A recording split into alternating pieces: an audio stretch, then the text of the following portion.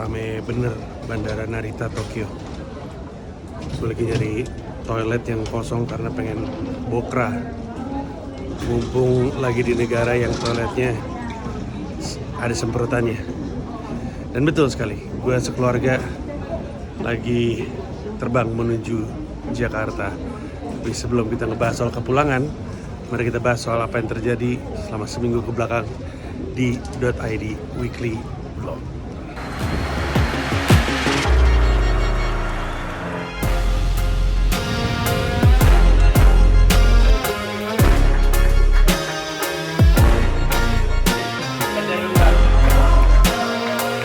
Officially my first ever payment.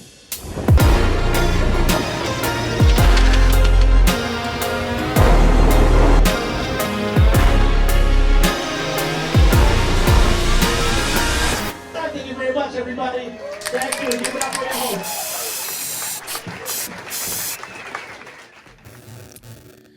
Minggu ini di .id Weekly Vlog tidak ada kegiatan stand up sama sekali. Alasannya adalah karena sudah masuk ke masa liburannya anak-anak.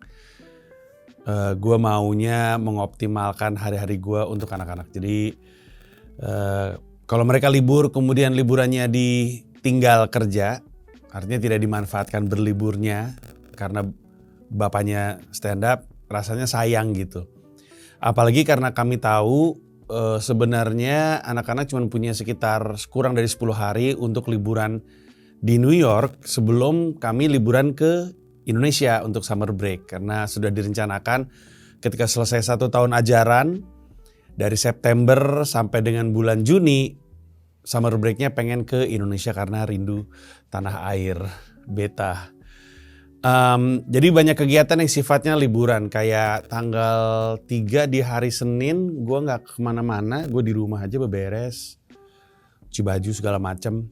Tanggal 4-nya itu kan hari kemerdekaan Amerika Serikat, 4th of July. Biasanya hari kemerdekaannya Amerika Serikat itu ditandai dengan hiburan kembang api yang begitu megah. Di 2 sungai yang membatasi Pulau Manhattan dengan kalau East River antara Manhattan dengan Brooklyn and Queens, kalau yang sebelah sana tuh Hudson River dengan New Jersey. Nah di sungai situ sama di sungai sini, ini biasanya di atas sungai itu ada kapal-kapal yang ngasih kembang api. Jadi pilihannya antara dari Manhattan ngelihat ke arah sungai, atau dari Brooklyn ke arah sungai, atau dari Jersey ngelihat ke arah sungai Hudson River, atau dari arah Manhattan yang lebih ke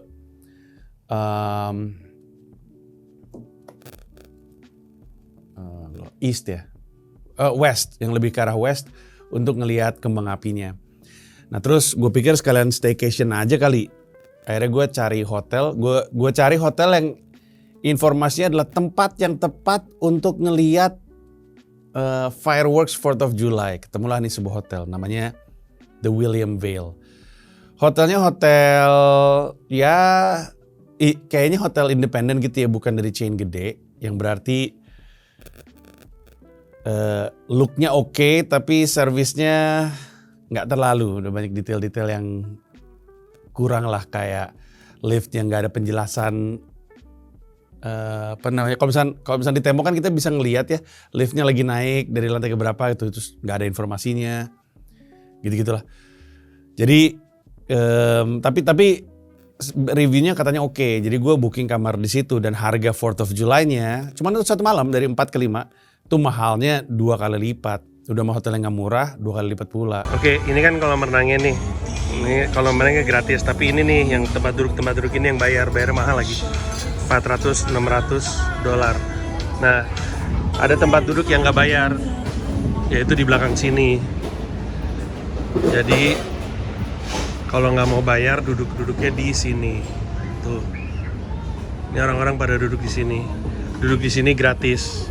Jadi nanti naruh di sini anduknya atau barang-barangnya or whatever. Terus udah gitu pas mau berenang balik ke sana gitu. Atau kata orangnya kalau misalkan mau duduk-duduk di pinggir kolam renang juga nggak apa-apa kalau nggak bawa barang gitu misalnya. So that's basically it. Makanya itu bocah-bocah semua tuh berenang tuh. Jadi gue booking aja karena katanya dari balkon bisa ngelihat ke arah fireworks. Gue bilang ya udah, walaupun memang ada kayak pesta untuk ngeliat fireworksnya di atas di bagian rooftop barnya. Kalau nggak bisa ke situ, setidaknya bisa dari balkon. Ya udah gue booking aja. Berangkat nih kami ke Brooklyn. Bawa baju seadanya karena emang cuma bakal nginep semalam. Areanya tuh di Williamsburg. Williamsburg itu area yang cukup hip, banyak anak muda. Salah satu area yang jadi tempat tongkrongan orang-orang lah gitu. Ada banyak bar, ada banyak kafe, sangat hip lah gitu.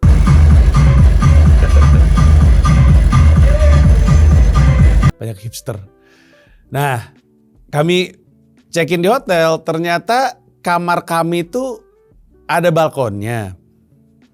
Tapi nggak kelihatan fireworks-nya gara-gara sisi kemana kamar itu menghadap. Jadi kalau kamar, misalkan ini hotel gitu ya.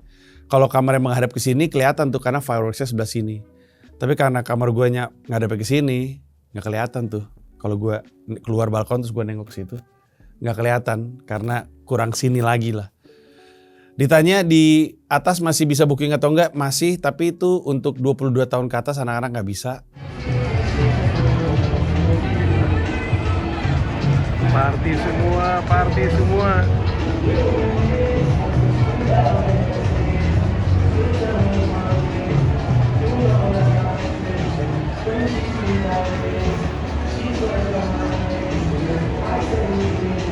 Akhirnya gue ngusulin kita datang ke ini aja, ke taman. Jadi memang lokasi The Williamville itu nggak jauh dari taman yang biasa dipakai orang untuk duduk-duduk ngeliat ke arah fireworks. Dari tadi tuh orang jalan-jalan menuju ke situ karena sebelah sana ada taman, orang-orang pada nongkrong untuk kembang Jadi api. itu plan C-nya gue lah. Plan A-nya ke rooftop bar, plan B-nya balkon, plan C-nya yaudah kita ngebaur sama masyarakat aja. Akhirnya pas malam mau fireworks, gue tawarin ke Mila sama Syira, mereka nggak mau. Yang mau cuma Dipo. Ya udah akhirnya gue sama Dipo jalan tuh. Nggak jauh dari hotel kita sebenarnya ada ini kelihatan nih kalau kita mau ngeliat fireworks tuh ada beberapa orang udah mulai duduk-duduk. Kelihatan dari sini bener. Ngeliat fireworks. Fireworksnya ada 60.000 kembang api. Ini yang dari sisi ini ya, dari sisi East River itu adalah kembang apinya Macy's. Macy's itu adalah department store terkenal di Amerika Serikat yang mana mereka tiap 4th of July emang selalu bikin kembang api yang heboh gitu. 60.000 kembang api yang ditembakkan dengan durasi 30 menit. Itu dari jam setengah 10 malam sampai jam 10 malam. Dan ketika turun ke situ, orang-orang udah pada hadir di situ. Ada yang duduk-duduk bawa makanan, ada yang sama keluarga, ada yang sama pacar dan segala macamnya. Ini antrian toilet. Orang ngantri toilet. Gue lihat nih.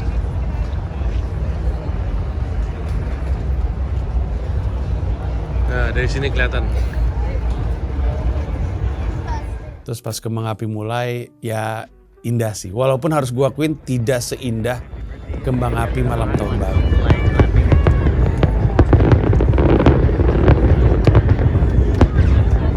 Itu suara laser muncul lagi dari kiri aja.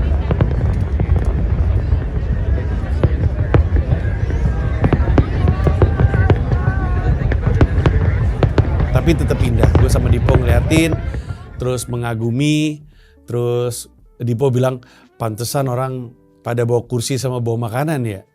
Orang 30 menit tontonannya, kata gue bener juga ya. Jadi mereka bener-bener kayak bawa kursi terus gitu makan aja gitu sambil ngeliatin. Soalnya kalau lu berdiri orang 30 menit emang agak cengok juga sih. Tapi udah, terus gitu kami jalan balik lagi ke hotel, terus udah istirahat sama keluarga. Besok paginya Gamila nemu tempat untuk brunch gitu, untuk sarapan. Sarapan sih lebih tepatnya, nggak brunch. Namanya Peter Pan Donut and Pastry Shop kalau nggak salah. Jadi kami jalan ke sana, mana panas kan summer tuh. Jalan ke sana, terus ngelewatin ya karena Williamsburg-nya asik ya, jadi jalan ke sana tuh banyak yang bisa dilihat, ada graffiti dan segala macamnya. Nyampe ke situ, tempatnya lucu banget. Pertama-tama, cara lu nandain ini tempat oke dan tempat nggak oke, ketika lu datang ke sebuah tempat makan atau tempat coffee shop di New York adalah dari jumlah karyawannya. Nyaris semua bisnis kuliner di New York itu tuh kekurangan orang.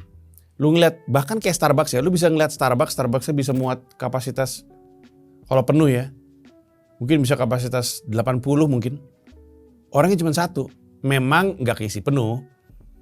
Tapi ngeliat sebuah Starbucks isi cuma satu karyawan tuh aneh banget loh kalau dipikir-pikir. Dan yang kayak gitu banyak terjadi di mana-mana. Selalu kekurangan orang, selalu kewalahan, selalu keteteran gitu. Bahkan restoran yang penuh, kayak misalkan lu datang ke sebuah restoran sushi, restorannya penuh.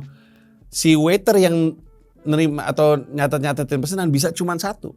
Nah kemarin di Peter Pan Donut and Pastry Shop itu karyawannya banyak banget. Dan memang itu tempatnya ratingnya oke, donatnya oke. Tapi gue makan bagel salmon. Saya kan banyak makan salmon sekarang, nyari omega 3 untuk otak saya. Biar tajam terus. Enak sih. Gue gak gitu suka bagel, tapi bagelsnya enak. Terus donatnya katanya enak.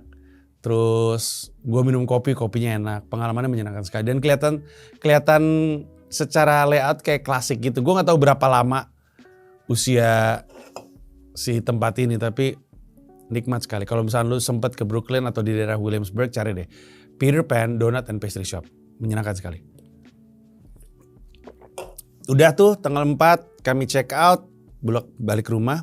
Tanggal 5, lu ingat gak di episode lalu gue sama Dipo ngeliat sebuah tempat panahan. Nah tanggal 5 gue sama Dipo panahan. Tadinya gue cuman mau nemenin Dipo panahan. Terus sama orangnya ditawarin, gak mau nyoba, tanggung udah nyampe sini. Terus Diponya, iya coba aja gitu. Ya udah deh saya coba aja. Pintar ayahnya.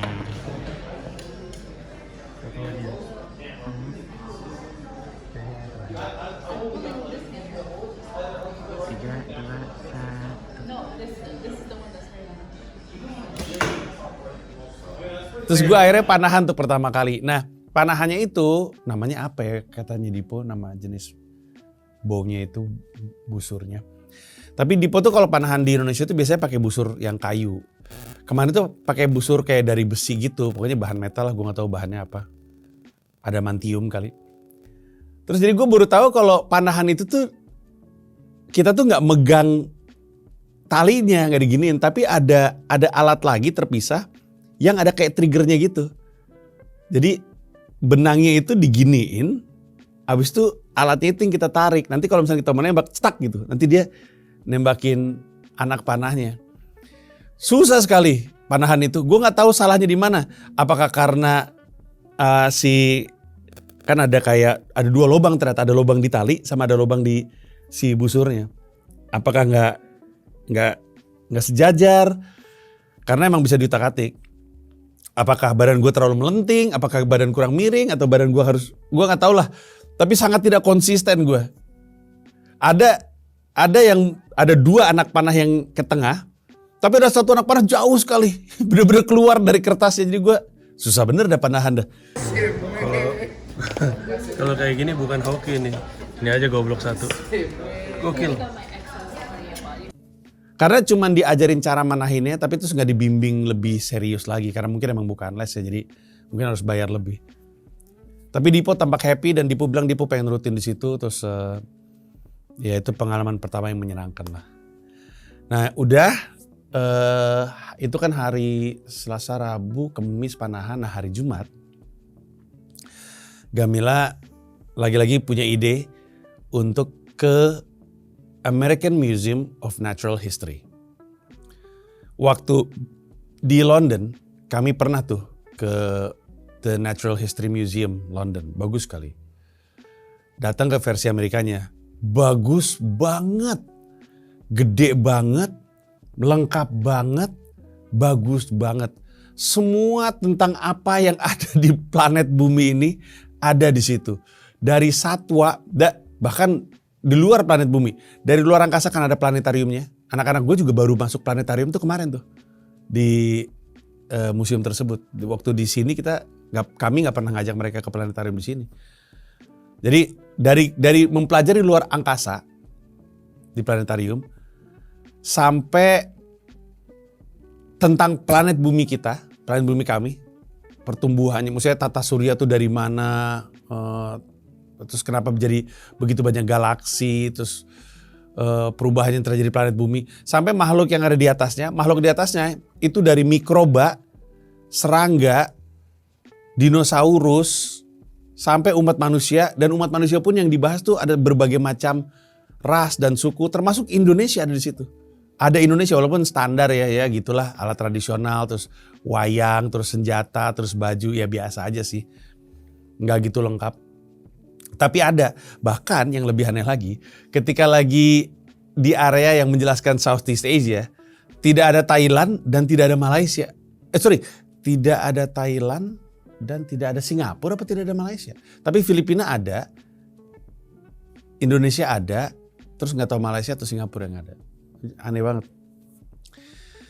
Terus juga ada, ada bahkan di eksibisi spesialnya tuh mengagumkan. Jadi ada beberapa eksibisi yang lu mesti bayar tambahan. Kayak misalkan ke planetarium lu mesti bayar tambahan. Terus ada satu eksibisi namanya butterfly apa gitu. Bukan insektarium, butterfly apa gitu.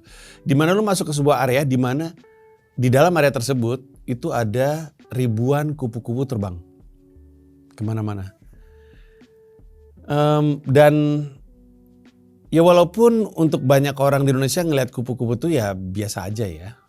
Nggak tahu juga ya, tergantung anak zaman sekarang ya. Kalau zaman gua mah, bahkan zaman Dipo sama zaman Sira, kami masih sempet-sempetnya ngelihat dan mengejar kunang-kunang. Gue gak tahu kalau anak zaman sekarang masih atau enggak ya. Tapi kendati pun begitu, tetap aja masuk ke sebuah area yang sebenarnya ada di dalam sebuah gedung gede, di mana ada ribuan kupu-kupu terbang tuh rasanya menyenangkan sekali. Apalagi ada satu momen yang indah ya. Dan ini sekali lagi mesti bayar tambahan ke situ, lu bisa beli tiket terusannya. Ada satu momen di mana ada kupu-kupu paling cantik di situ. Kupu-kupu itu jadi primadonanya lah karena warnanya biru. Warnanya beda sendiri, bener-bener biru mengkilat lagi. Kayak begini tapi mengkilat kayak apa ya? Mengkilat gitu, biru metalik gitu. Ukurannya juga cukup gede segini sehingga kelihatan banget kalau dia terbang. Semua orang tuh berusaha untuk moto dia, tapi dia gerakannya tuh rada random banget, dikejar tuh susah kecuali lu pakai lensa yang rada wide gitu ya. Tapi kan jadi kan kecil ya. Jadi kalau lu mau ngambil fokus, ngejarnya susah. Kupu-kupu itu yang lagi dikejar sama semua orang untuk difoto, tiba-tiba mendarat di keningnya Dipo. Tak gitu. Terus semua orang langsung, lucu banget gitu. Dan momen itu untungnya kerekam sama gue. Untung sekali. Padahal gue gak lagi ngincer kupu-kupu itu spesifik. Ada kupu-kupu yang lagi gue incer. Pakai slow-mo. Kupu-kupunya terbang. Pas terbang, di ujung sana gue ngeliat ada kupu-kupu biru tersebut. Lagi terbang-terbang deket Dipo. Dipo lagi ngeliatin kupu-kupu itu. Kupu-kupunya mendarat di sini. Ya ampun, lucu banget dicium kupu-kupu si Dipo. Emang tahu dia siapa yang cinta serangga.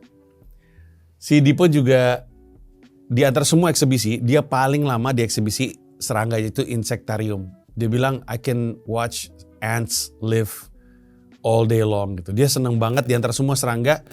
Dia memang paling seneng semut. Dia bisa cerita banyak banget soal semut. Bahkan dia pernah dibully kan, gara-gara dia lagi ngeliatin semut di sekolah dianggap aneh sama temen-temennya, dibully. Tapi yang menyenangkan sekali, gue tuh kagum ngeliat museum itu, kok bisa bagus banget gitu ya.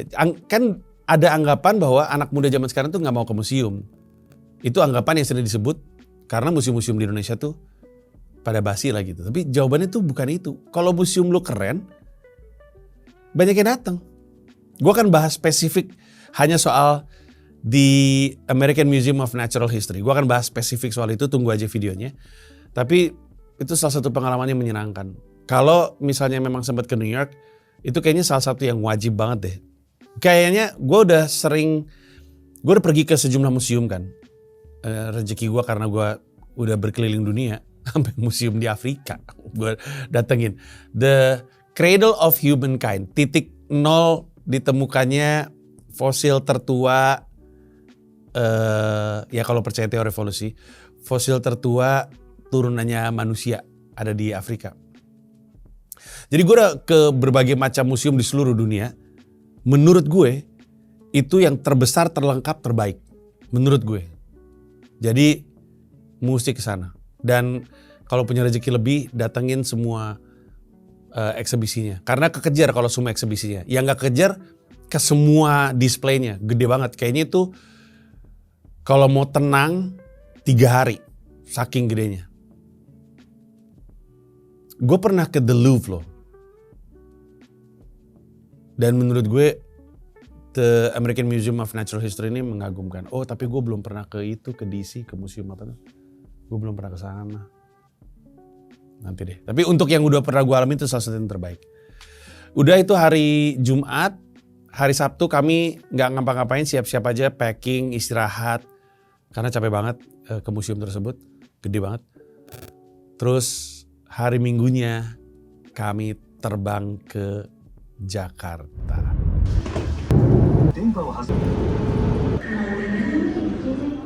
Ini akan menandakan bahwa episode depan selama mungkin 7 episode itu gue akan ada di Indonesia. Dimana di dalamnya tuh ada gue tentu melakukan media visit. Karena gue mau promo Festival Hidup Indonesia Maya, termasuk Festival Hiduplah Indonesia Mayanya di Surabaya tanggal 12 Agustus, Jogja 13 Agustus, Jakarta 17 Agustus. Yang tiketnya masih bisa dibeli, silakan disikat aja di aplikasi Tip-Tip. Lu beli tiketnya di situ. Sekali lagi gue ingetin yang di Surabaya, Jogja dan Jakarta itu ada stand up, ada talk show dan ada monolog kebangsaan dari gue. Stand up-nya yang di Surabaya oleh Gilang Durhaka, Nope Novian, dan Firza Falaza. Kemudian ada talk show dengan Dono Pradana, ditutup dengan monolog kebangsaan sampai akhir menutup mata. Di Yogyakarta yang stand up adalah Abraham Tino, Mukti Entut, Iqbal Kutul. Talk show-nya sama Erik Sukamti, ngomongin isu yang lagi ramai di Jogja dan Indonesia. Ditutup monolog kebangsaan. Di Jakarta, talk show-nya tuh Geng Pulang Perang. Jadi dari Rian Ernest, Valdo Mardini, kami udah pasti nih ngegosipin dan menertawakan dan nyampahin dan ngomongin dunia politik termasuk nama-namanya. Lalu yang stand up ada David Nurbianto, Gilang Baskara dan Abdur Arsyad, ditutup monolog kebangsaan sampai akhir menutup mata. Untuk yang nggak tahu monolog kebangsaan, kalau lu ngikutin konten sila gue, konten politik gue yang eksklusif untuk membership itu gue, lu tahu bahwa gue tuh punya keresahan yang sangat akut tentang Indonesia, akut sekali. Saking akutnya tuh gue pengen ekspresikan, tapi nggak mau terbatas sama keharusan ada setup punchline dan LPM 3-5 tawa per menit. Gue bener-bener pengen meracau karena kekecewaan gue terhadap Indonesia itu kalau yang nonton YouTube gue lebih lama lagi itu udah 3 tahun. Di setiap tahun selalu ada video yang kalau lu tonton tuh lu akan ngerasa bahwa si Panji ini kayaknya stres banget sama Indonesia. Nah itu tuh mau gue keluarin. Gue akan ngomongin kekecewaan gue, kekesalan gue terhadap politik, terhadap kita sebagai sebuah bangsa, terhadap penegakan hukum, terhadap DPR, terhadap Pilpres, terhadap masalah yang ada di Indonesia secara umum. Tapi gue juga punya call to action, ada tawaran dari gue yang ingin gue sampaikan di monolog kebangsaan sampai akhir menutup mata. Ini sekitar sejaman lah. Nah kalau lu pengen beli tiketnya sekali lagi di aplikasi Tip-Tip, lagi periode pre-sale, ada tiket live streamingnya juga untuk show Jakarta. Untuk kota-kota yang gak ada datangnya atau gak bisa datang ke pertunjukan tersebut lah. Itu juga di aplikasi Tip-Tip, nanti lu nonton live streamingnya juga dari aplikasi Tip-Tip. Silakan disikat aja karena gue gak sabar pengen ketemu sama lu. Dan kalau ternyata Festival Hiduplah Indonesia Maya adalah sesuatu yang menyenangkan buat lu, kita akan terusin. Kita akan jadiin terus. Cuman gak tahu nih, mau tetap 3 kota, mau nambah kota, mau jadi 1 kota, kotanya yang mana. Nah itu gue belum tahu. Tapi itulah, cek aja di episode berikutnya saya akan bercerita soal berada di Jakarta. Untuk sekarang itu dulu, terima kasih banyak dan kita akan ketemu di .id Weekly Vlog episode berikutnya. Thank you, bye.